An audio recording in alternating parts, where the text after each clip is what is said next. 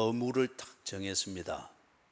이스라엘의 모든 남자는 1년에 3번 이 절기를 지키는 3대 절기를 지키는 이걸 위해서 순례의 길을 나서야 되는 것, 예루살렘에 가서 이 절기를 지키는 것을 하도록 했습니다. 그러면 남자만 정했으니까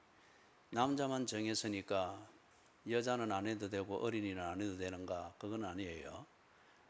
그 사회에서 남자를 대표로 말을 하는 겁니다. 인구의 대표를 말할 때 남자를 말했습니다. 그래서 우리가 127편, 시편 127편, 128편 할 때 절기를 지키기 위해서 예루살렘으로 순례의 길을 떠날 때 가족들이 다 함께 갔죠. 함께 가면서 성전을 바라보며 오를 때에 여리고에서 예루살렘으로 가는 그 마이너스 200, 그 해발 마이너스 200에서 해발 플러스 1000이 되는 이 길을 여리고에서 예루살렘까지 쭉 가면서 그 성전에 오르는 노래를 불렀지 않습니까? 그때 남자만이 아니고 가족이었습니다.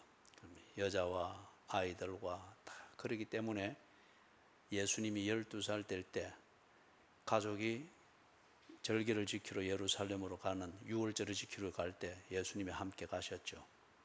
그죠? 그래서 돌아올 때에 예수님이 성전에서 랍비들하고 논쟁하느라고 그 대열에서 빠지게 된 그 사건을 우리가 누가복음에서 봅니다.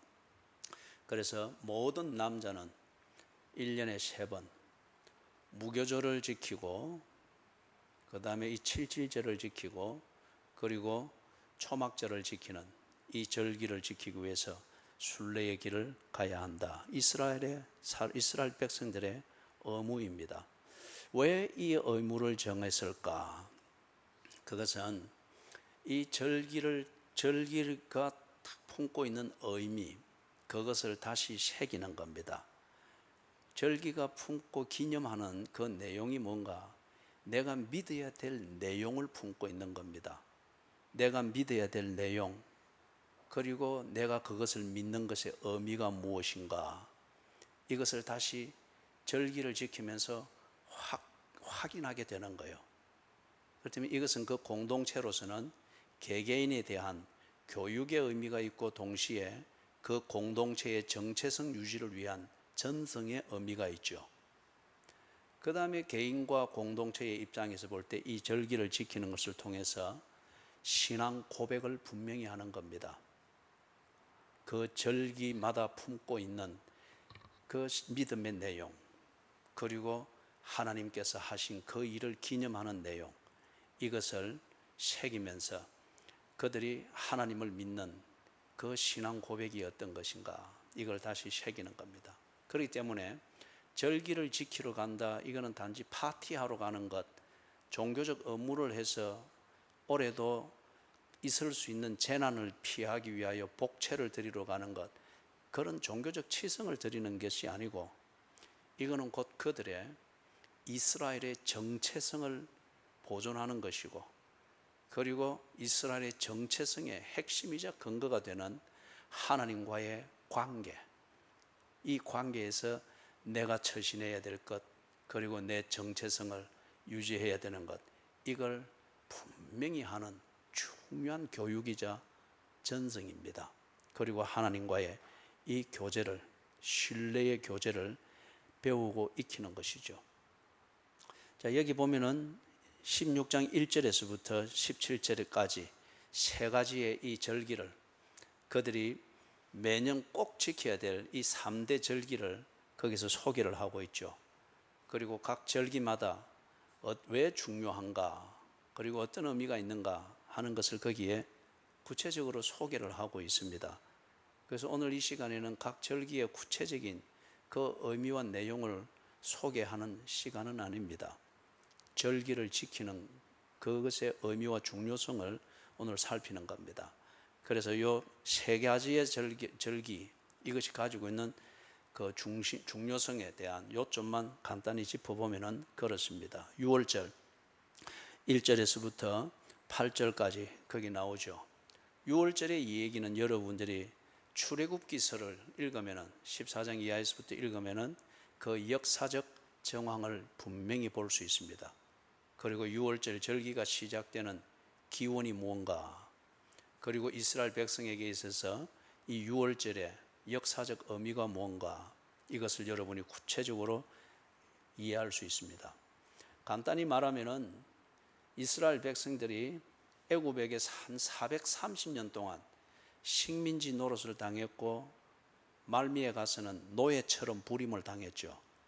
그들에게 아무런 가망이 없었습니다.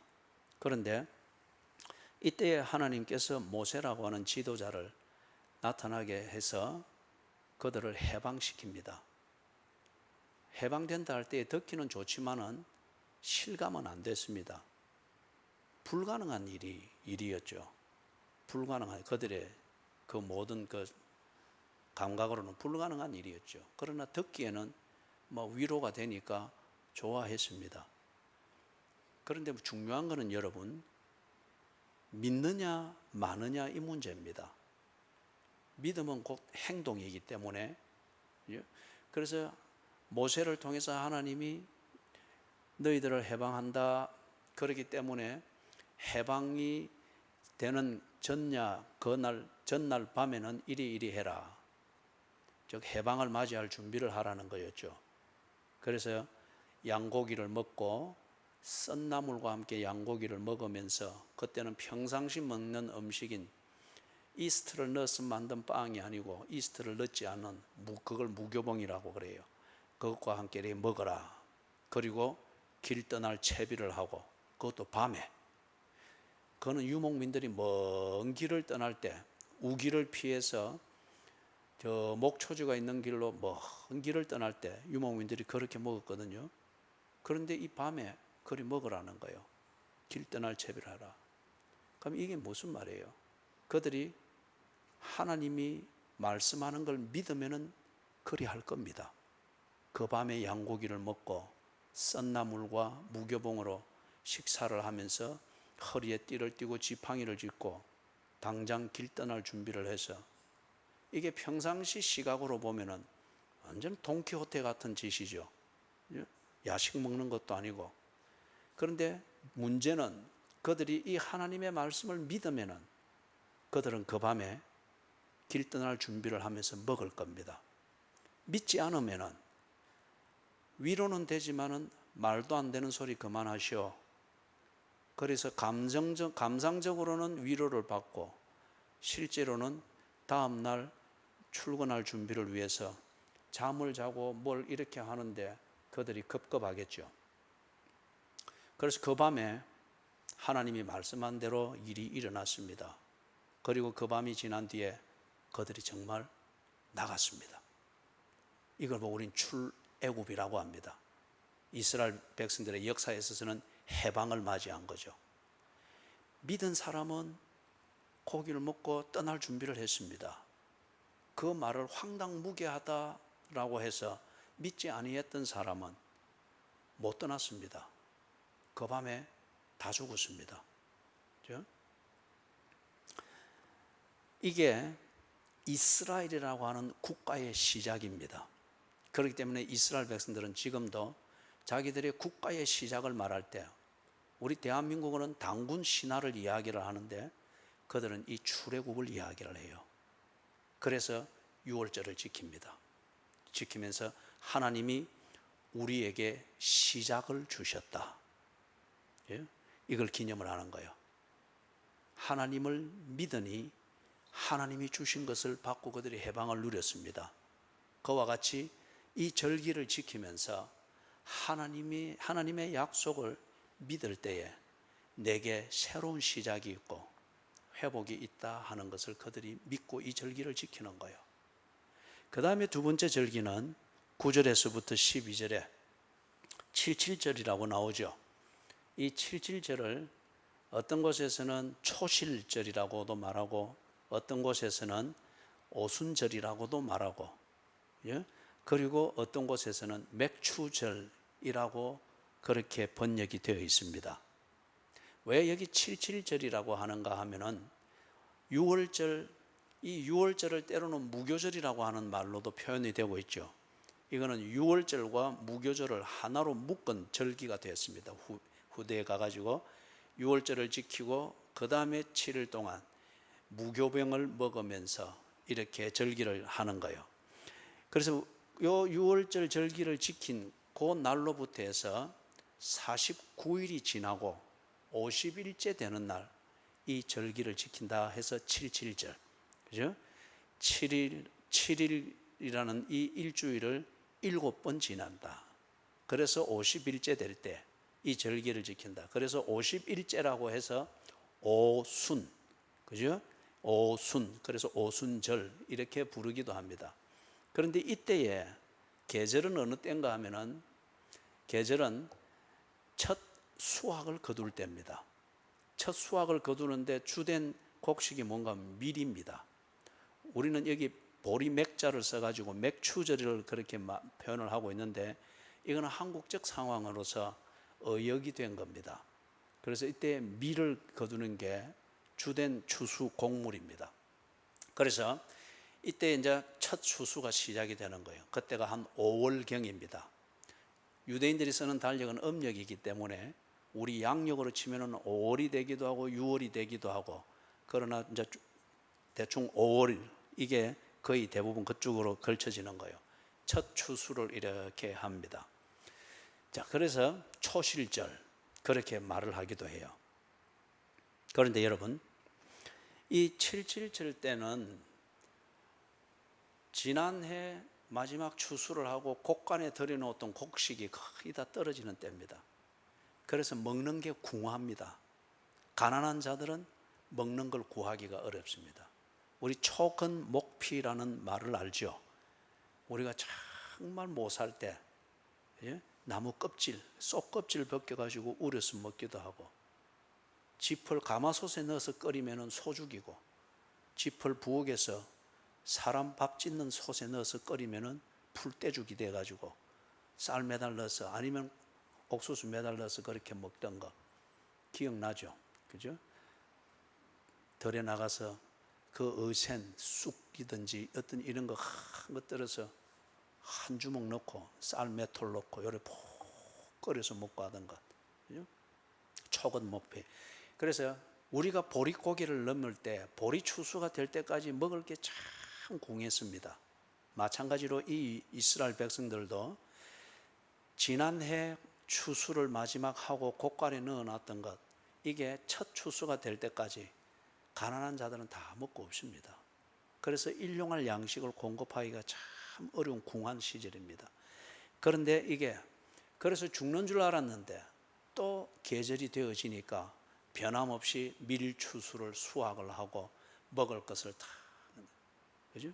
그래서 첫 열매를 하나님께 드리면서 그들이 하나님의 은혜로 우리가 때를 따라 먹고 산다, 이걸 고백을 하면서 지켰습니다. 그게 7.7절 이 절기입니다.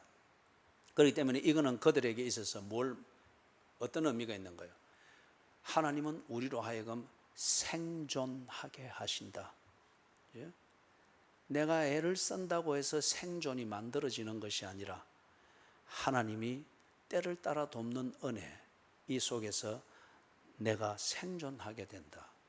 바울이 그런 표현을 했잖아요.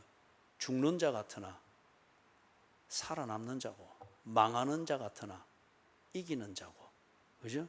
넘어지지만은 넘어지지 아니하는 것, 즉 하나님의 은혜로 살아남는 이것을 고백을 하잖아요.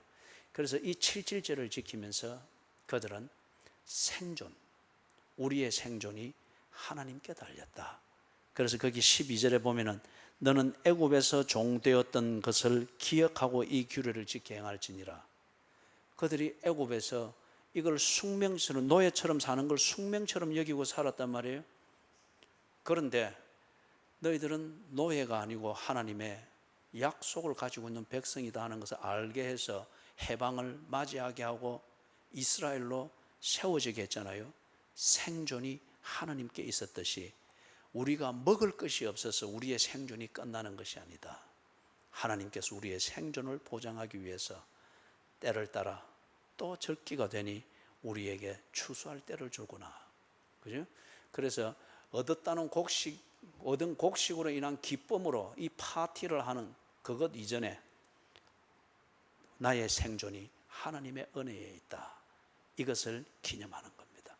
그리고 이 절기를 지키면서 그 믿음을 확고히 하는 겁니다. 그렇기 때문에 여러분, 이것을 믿는 사람은 곡식이 좀 모자란다고 해서 자살할 생각하지 않습니다. 사렙다 가부처럼 한 끼 잘 먹고 이제 죽고 끝나자. 요즘 이 자식들 안고 죽고 자식들 태워가지고 의식불명 만들어가지고 그냥 가족이 함께 차 타고 죽을 때 자식이 비명 지르는 거 이거 듣는 게 마지막 고통일 것 같으니까 무의식 중에 죽도록 해놓고 같이 죽고. 하나님을 믿는 사람, 내 생존이 주의 손에 있다. 오늘 좀 어렵고 힘들고 또는 심한 병이 걸려서 내가 해주고 싶은 대로 자식 먹일 이게 안 된다 할지라도 포기하지 않습니다. 생존이 하나님께 있음을 알고, 그죠? 그들이 이 절기를 지키면서 이 믿음을 확정을 했던 거예요. 그 다음에 세 번째 절기가 초막절이라고 나오죠. 이 초막절은 때로 장막절이라고 부르기도 하고 성막절이라고 부르기도 하고 그리고 수전절이라고 부르기도 합니다. 수전절이라고 부르는 수장절 또는 수전절이라고 부르는 이 이유는 이때는 그 한 해의 추수가 마무리되는 때입니다. 5월부터 7월에 쭉 이르기까지 거두어야 될 곡물 그리고 과실들 그리고 거두어서 포도즙을 짜고 그래서 포도주를 만들어서 저장하고 그래서 시편에 보면은 온 산에 포도 향기가 진천하는 것을 시로 읊고 있는 걸 있죠. 바로 이 시즌입니다. 그래서 다 거두어서 곡간에 드립니다.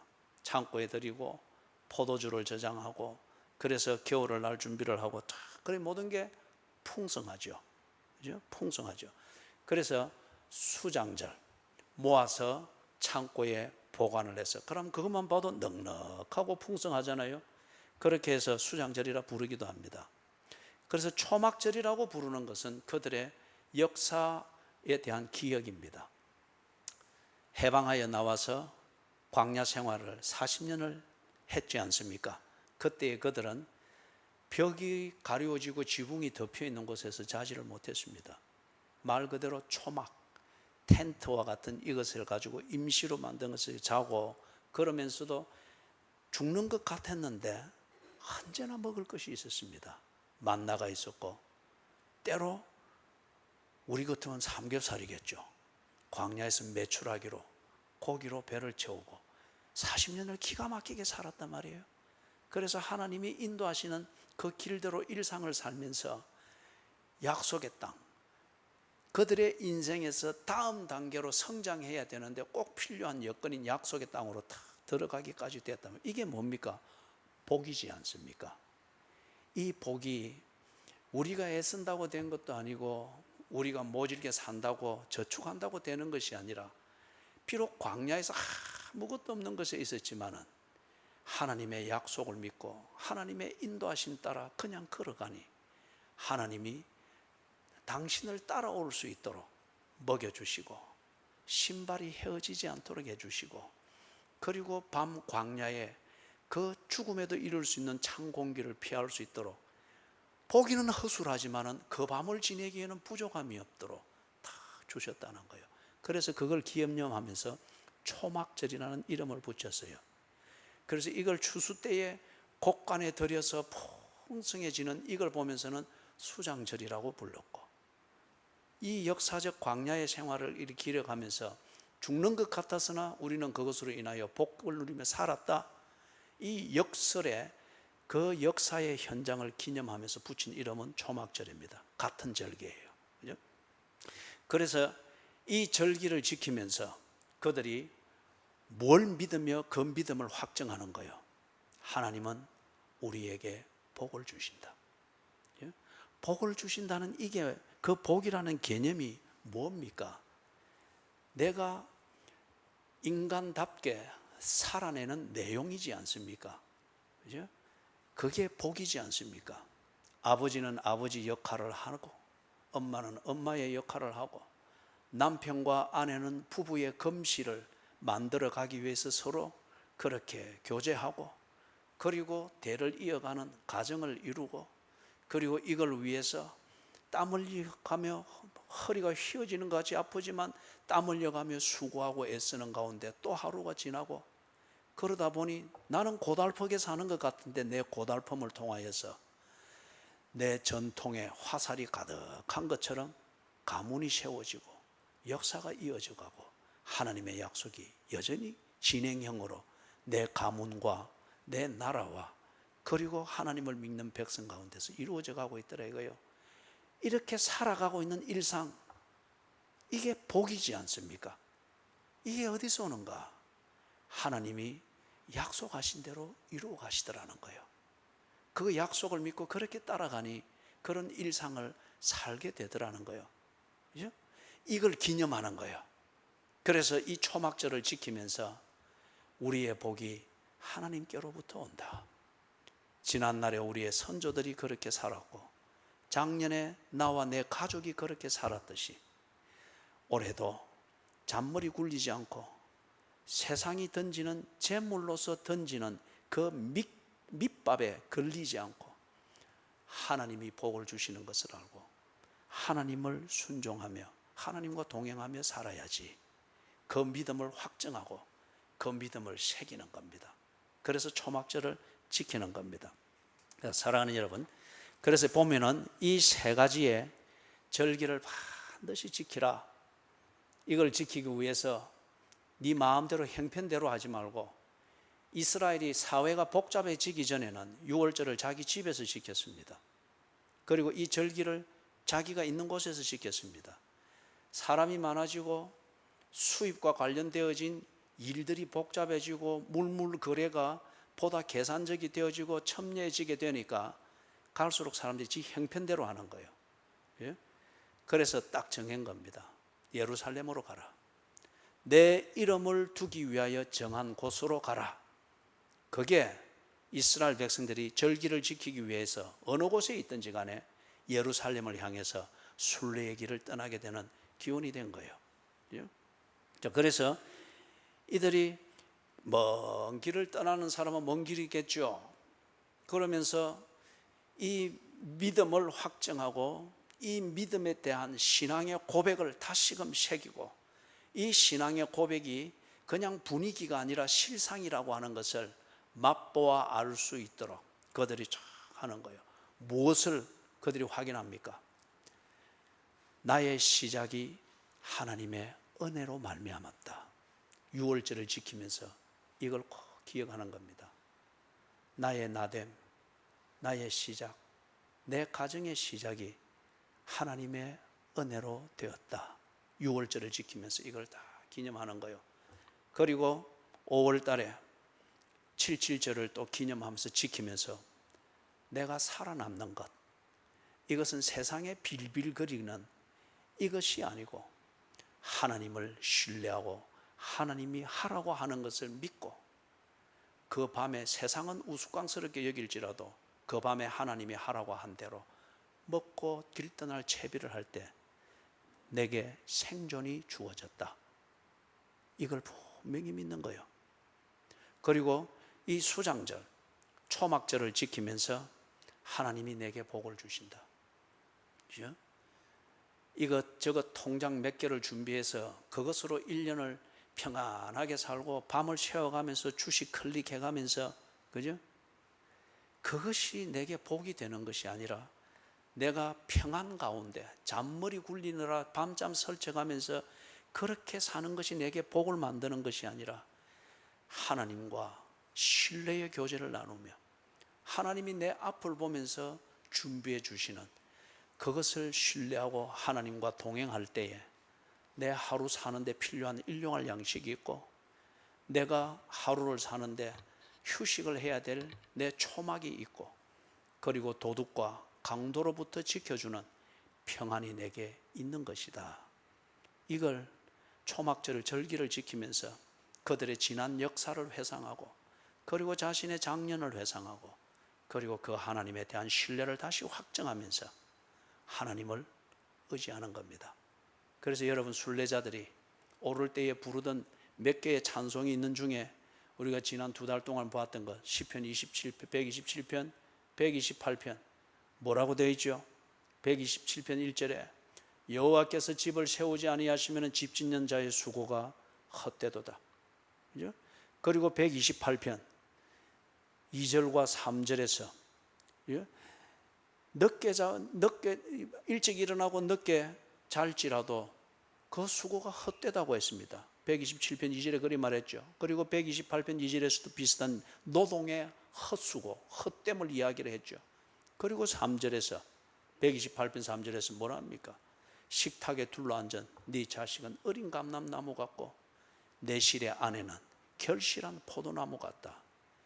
이 일상의 평안함, 이 정상적임, 이게 여러분 복이지 않습니까? 이게 누구에게서부터 온다고요? 여호와를 경외하며 주의 도에 행하는 자는 복이 있도다.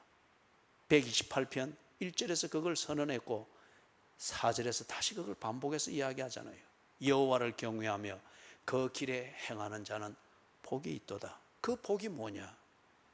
일상이 순리대로 다 일하고 얻은 것으로 즐거이 먹고 그 먹은 힘으로 대화하고 교제하고 감사를 나누고 격려가 있고 그리고 지켜보는 것만으로도 내가 이렇게 사는 것, 이렇게 사느라 내 허리가 휘어지는 것, 이 고통이 내게 보람으로 와닿는 것, 이게 복이지 않습니까? 그죠? 늙어가면서 아프지 않는다고 하는 것, 이거는 마술을 기대하는 겁니다. 늙어가면서 적당히 아픈 것은 내가 정상적으로 살았다는 겁니다. 문제는 보람입니다. 그죠? 그렇게 사는 결과 무언가 내 후대가 준비되어지는 것을 볼 때 아프지 않습니다. 불편할 뿐 사람이 주눅 들 정도로 아프고 초라해지고 비루해지지 않는 거죠. 이 복이 어디서 오느냐? 초막절을 지키면서 그들이 다 기억을 하는 거예요. 하나님의 은혜로 되는 것이다. 하나님이 약속한 것을 믿을 때에, 그리고 하나님과 교제하는 이 순리의 삶을 신실히 걸어갈 때 하나님께서 내게 때를 따라 먹여주시고 이슬을 피할 장막을 주시고 함께 먹을 식탁을 주시고 그 식탁이 강도와 도둑과 사기꾼에 의하여서 눈물을 흘리는 자리가 되지 않고 서로 격려하며 돌아보아 사랑과 선행을 격려하는 자리가 되는 것이다. 이걸 기억하는 거예요. 그걸 확정하는 거예요.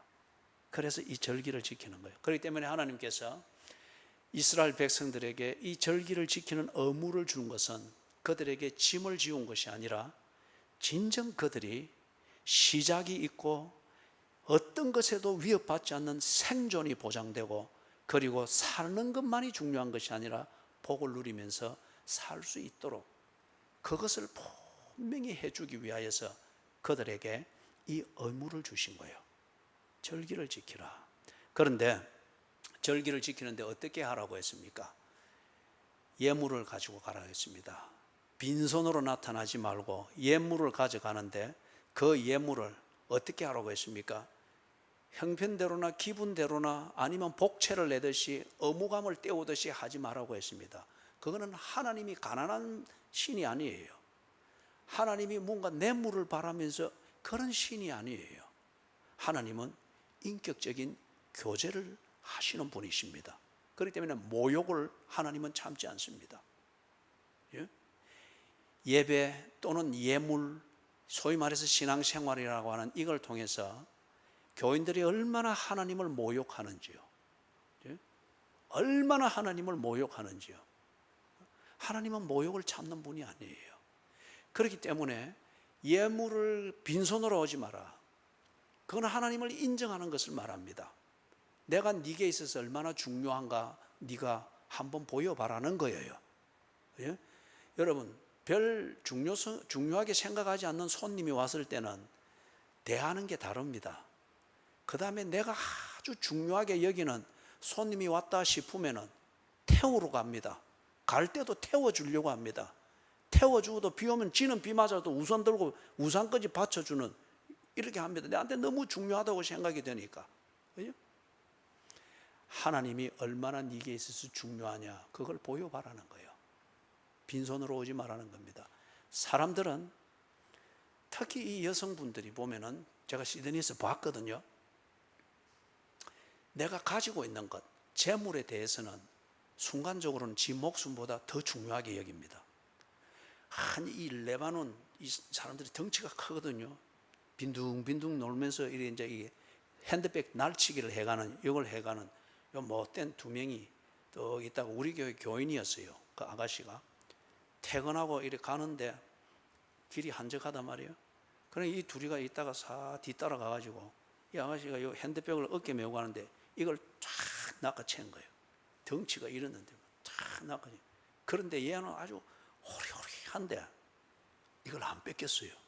그런데 워낙 힘이 세니까 이걸 끌고 막 가니까 얘가 이걸 붙잡고 땅바닥에 쓰러져 가지고 끌려가면서도 이걸 안 놓는 거예요. 막. 그러니까 이 뒤에가 또 한 명이 얘 막 얼굴을 그 큰 주먹으로 막 째리는 거예요. 혼절해 가지고 이걸 놓은 거예요. 의식이 있었으면 죽더라도 이걸 안 나왔을 거예요.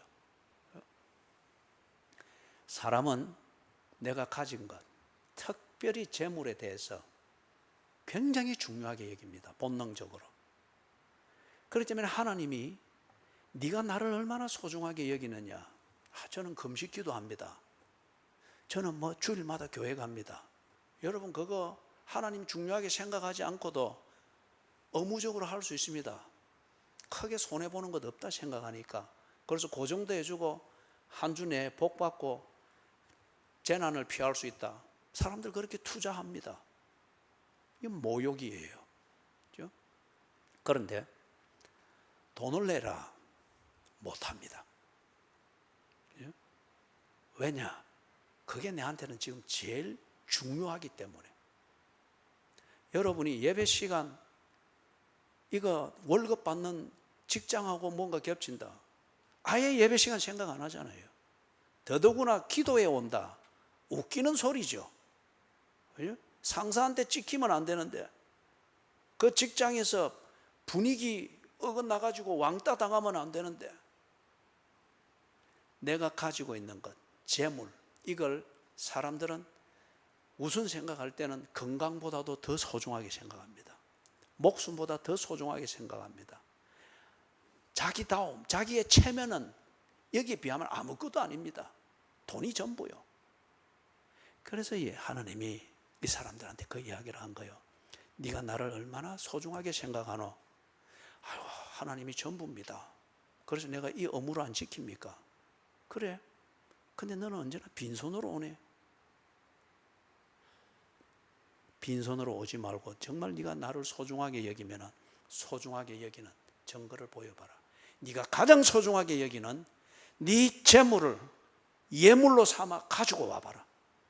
오는데 네가 나를 정말 소중하게 여기고 나 때문에 살았고 내 은혜로 살고 있다라고 네가 입버릇처럼 이야기를 하면서 그래서 네 몸은 와서 늘 예배를 드리고 하는데 그 말이 진실이면은 네가 내게 복을 받았다고 생각하는 그것에 합당하도록 예물을 가지고 와라. 그 말이에요. 돈 내라 그 말이 아니고 네가 나를 사랑한다고 나를 믿는다라고 하는데 정말 나를 믿는 것 같으면은 네가 내 은혜로 살았다고 말하는 것만큼 때로는 네가 기도할 때 은혜 말하면서 훌쩍훌쩍 울어서 왔는데 안다. 나는 네 그 아무 빈말인 것을 안다. 네 그 말이 진실이고 그 말하면서 훌쩍훌쩍 우는 네 눈물이 진실이면은 네가 한 주 내내 네 목숨보다 더 소중하게 여기고 그것 때문에 네가 사람 취급 못 받아도 개의치 않고 그 재물을 모으는데 몰두하는데 그 재물을 가지고 예물을 만들어서 가지고 와서 증명해 보라는 거예요. 그렇죠?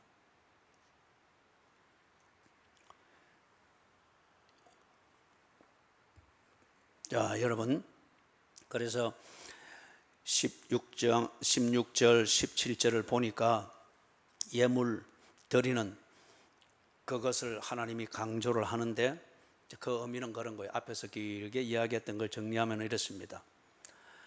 예물을 드림으로 말미암아 하나님께 받은 은혜로 살아감을 고백해 보라는 거예요. 하나님의 은혜로, 이 재물 때문에 내가 사는 것이 아니라 내 생존과 시작과 복을 위하여 적절히 재물을 주시는 하나님의 은혜로 내가 삽니다. 그 고백으로서 예물을 드리는 것 해보라는 거예요. 다른 말로 하면은, 하나님, 재물이 나의 주인이 아니고 하나님이 나의 주인입니다. 내가 이 재물 때문에 나의 시작이 있고, 재물 때문에 내가 생존을 얻었고, 재물 때문에 내가 이만큼 사는, 이게 아니라 내게 재물을, 필요를 따라 주셔서 나로 하여금 시작하게 하시고 생존을 보장해 주시고 복을 주시는 하나님의 은혜로 삽니다. 그 고백으로서 사람들이 주인 삼아 사는 재물의 목을 딱 꺾어서, 하나님, 이건 나의 주인이 아니고 나의 자원입니다, 고백을 해보라는 거예요. 그게 지금 빈손으로 오지 마라. 그런데 드리는 자세가 어때야 된다고 합니까? 17절을 보니까 각 사람이, 같이 읽습니다. 각 사람이 네 하나님 여호와께서 주신 복을 따라 그 힘대로 드릴지니라. 이러지 않으면 모욕이라는 겁니다. 종교적 기분을 따라 드리는 거라는 겁니다. 아니면 종교적 의무감을 가지고서 지 불안을 피하기 위해서 그냥 드리라는 거예요. 아니면은 하나님께 밑밥을 던지는 것과 같은, 이걸 보고 우리는 복채라고 그러죠. 밑밥을 던지는 것과 같은 거예요. 이는 모욕입니다. 그렇기 때문에 아나니아와 삽비라가 그 많은 헌금을 드리면서도 그 자리에서 죽었습니다. 모욕이었기 때문에. 여기 중요한 그 표현이 그거죠. 여호와께서 주신 복을 따라, 네 하나님 여호와께서 주신 복을 따라. 그래서 그게 정말 네가 신앙 고백이고 인정을 하는 진심일 것 같으면은 그 힘대로 드릴지니라. 그래서 저는 교인들에게 절기 헌금의 이 정신을 따라서 절기 헌금을 간단하게 가르칠 때 그랬습니다. 11조가 내 가진 것이 전부가 하나님의 은혜입니다 라는 고백의 정표일 것 같으면 이 절기 때에 우리가 예물을 드릴 때 또 한 번에 11조를 드리는 이것을 배우라는 거예요. 내 가진 전부, 나의 시작과 생존과 일상을 누리는 이 복이 하나님의 은혜입니다. 또 한 번에 11조를 드리는 그 자세로 드리라는 거예요. 그게 네 하나님 여호와께서 주신 복을 따라 그 힘대로 드릴지니라, 그 표현입니다. 사랑하는 여러분, 말씀을 정리합니다. 이 3대 절기를 통해서 하나님이 그 약속을 이루었던 것, 시작을 주시고 생존을 보장하시고 그리고 일상을, 목적을 따라 하나님 자녀답게 살 수 있도록 복을 주신다는 이것이 예수 그리스도 안에서 완성되어졌죠. 예수 그리스도 안에서. 그러나 이 원리와 하나님의 이 은혜는 없어진 게 아니에요. 예수 그리스도 안에서 우리의 시작과 우리의 생존과 우리의 일상을 사는 복이 언제나 보존되고 유지되고 있는 거예요. 그죠? 그렇기 때문에 우리는 이 절기를 지키기 위해서 예루살렘을 가지 않습니다. 그리고 이 절기를 지키기 위해서 5월달, 7월달 이런 것에 매이지 않습니다. 바울이 이것을 깨닫고 로마서 12장 1절에서 말했던 것처럼, 그죠? 너희 몸을 거룩한 산 제사로 드리라. 이것이 너희의 드릴 영적 예배니라. 그렇게 말했던 것과 유사하게 예수 그리스도 안에서 하나님과 언제나 교통하면서 그리고 하나님을 신뢰하면서 그 은혜를 인정하면서 사는 것이 우리의 기본입니다. 그런데 이게 일상이 될 때 우리가 이것에 대해서 진부해진단 말이에요. 그래서 이것을 기념하기 위하여서 교회의 전통은 이 절기를 정하여서 지킵니다. 그래서 예수로 말미암아서 내게 이루어진 하나님의 이 은혜, 시작과 생존과 복이 언제나 내게 주어지고 그 은혜로 오늘도 내가 이렇게 살며 예배하고 있다고 하는 것을 우리는 언제나 알고 있습니다. 그런데 이걸 생생하게 기억하고 사느라 이것에 대해서 희미해지지 않도록 교회는 이걸 바로 가르치기 위하여서 이 절기를 정하여서 지키는 겁니다. 문화와 지역에 따라서 교회마다 지키는 방식이 다르고 날짜가 다릅니다. 그런데 우리는 이 맥추절과, 한국 교회는 맥추절과 추수감사절을 절기를 정해서 다 의식으로 지킵니다. 맥추절이라 번역이 된 것은 초창기에 우리 한국에 복음이 들어가고 교회가 세워질 때에 초창기에 번역을 한국적 상황에서 의역을 한 겁니다. 보리맥자를 쓸수는 안 되죠. 이스라엘의 상황에서는 밀을 추수했기 때문에. 그런데 우리는 보리맥자를 써서 맥추절이라 했습니다. 왜? 한국적 상황에서 첫 추수는 보리입니다. 그게 주된 곡식이었어요. 그리고 그 보리를 거두면서 보릿고개를 마무리하고 드디어 따뜻한 보리밥이지만은 따뜻한 밥을 먹기를 시작했습니다. 한국적 상황에서 이스라엘 역사에서 시작이 되어졌던 이 칠칠절, 이 칠칠절을 우리가 기념하여 지키는 거예요. 그 의미와 신앙 고백은 동일합니다. 이걸 우리 한국적 상황에서 하나님이 우리에게 생존을 주시고 보릿고개를 넘어가서 생존을 주시고 또 한 해를 살 수 있게 하신다는 이 은혜를 그렇게 우리는 다 경험을 하고 똑같은 하나님의 그 원리를, 믿음의 원리를 경험을 하고 알기 때문에 맥추절이라 이렇게 이름하여서 이걸 우리가 7월 첫째 주일에 지키는 겁니다.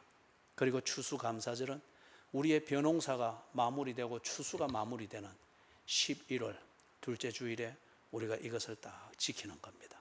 11월 둘째 주일에. 한국적 상황이죠. 그러나 이 원리는 똑같습니다. 그래서 여러분,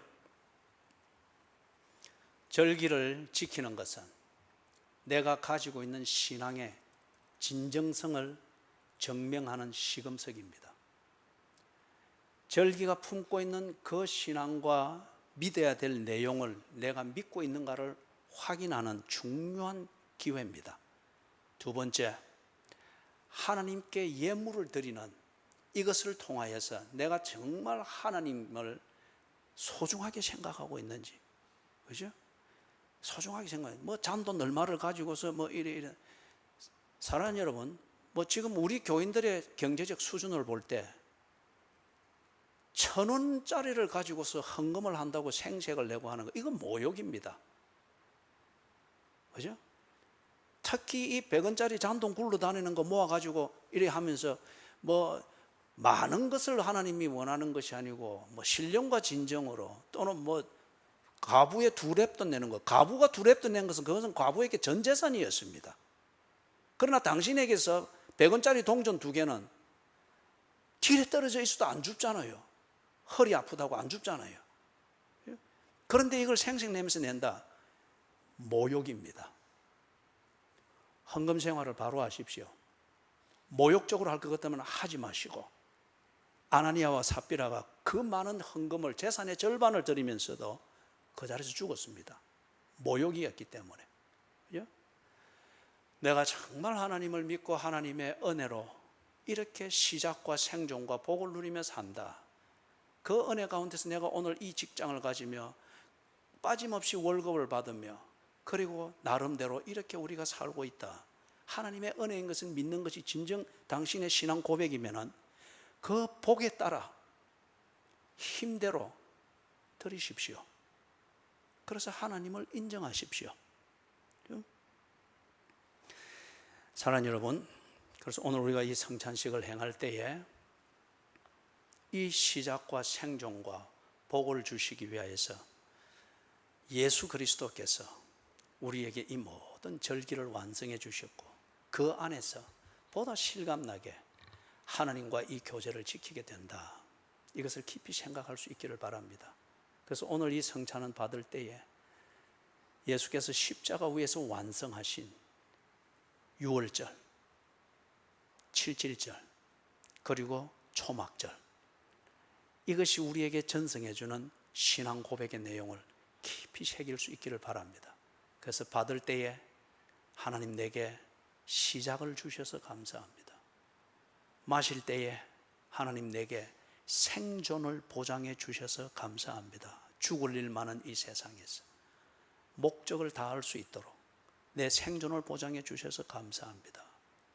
그리고 잔을 놓고 돌아갈 때에 하나님, 내게도 여호와께서 집을 세워주시고 그 집을 통하여서 살아갈 수 있도록 평안의 성을 주신 것을 감사합니다. 복 주신 하나님께 감사하며 자리에 돌아갈 수 있도록 그렇게 하십시오.